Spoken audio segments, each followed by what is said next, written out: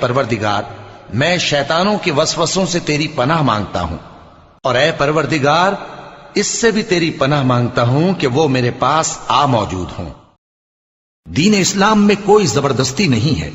ہدایت صاف طور پر ظاہر اور گمراہی سے الگ ہو چکی ہے، تو جو شخص اعتقاد نہ رکھے اور اللہ پر ایمان لائے اس نے ایسی مضبوط رسی ہاتھ میں پکڑ لی ہے جو کبھی ٹوٹنے والی نہیں، اور اللہ سب کچھ سنتا ہے، سب کچھ جانتا ہے۔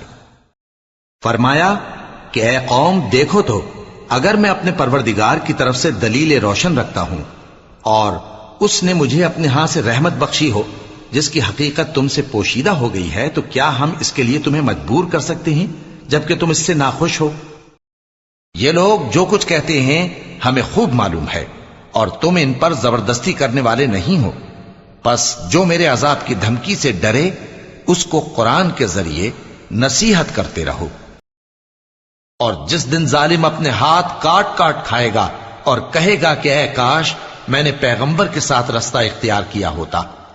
ہائے شامت کاش میں نے فلاں شخص کو دوست نہ بنایا ہوتا، اس نے مجھ کو کتاب نصیحت کے میرے پاس آنے کے بعد بہکا دیا۔ اور شیطان انسان کو وقت پر دغا دینے والا ہے، اور جب حساب کتاب کا کام فیصل ہو چکے گا تو شیطان کہے گا جو وعدہ اللہ نے تم سے کیا تھا وہ تو سچا تھا، اور جو وعدہ میں نے تم سے کیا تھا وہ جھوٹا تھا، اور میرا تم پر کسی طرح کا زور نہیں تھا، ہاں میں نے تم کو گمراہی اور باطل کی طرف بلایا تو تم نے جلدی سے اور بے دلیل میرا کہنا مان لیا، تو آج مجھے ملامت نہ کرو،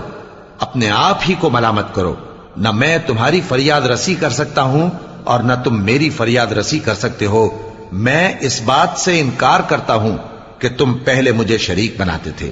بے شک جو ظالم ہیں ان کے لیے درد دینے والا عذاب ہے۔ کہا کہ ہمارا پروردگار وہ ہے جس نے ہر چیز کو اس کی شکل و صورت بخشی، پھر راہ دکھائی، اور نفس انسانی کی اور اس کی جس نے اسے درست کر کے بنایا، پھر اس کو بدکاری سے بچنے اور پرہیزگار بننے کی سمجھ دی۔ بے شک انسان پر زمانے میں ایک ایسا وقت بھی آ چکا ہے کہ وہ کوئی قابل ذکر چیز نہ تھا، ہم نے انسان کو ملے جلے نطفے سے پیدا کیا تاکہ اسے آزمائیں، تو ہم نے اس کو سنتا دیکھتا بنایا، یقیناً ہم ہی نے اسے رستہ بھی دکھا دیا، اب خواہ شکر گزار ہو خواہ ناشکرا۔ اور کہہ دو کہ لوگو یہ قرآن تمہارے پروردگار کی طرف سے برحق ہے، تو جو چاہے ایمان لائے اور جو چاہے کافر رہے۔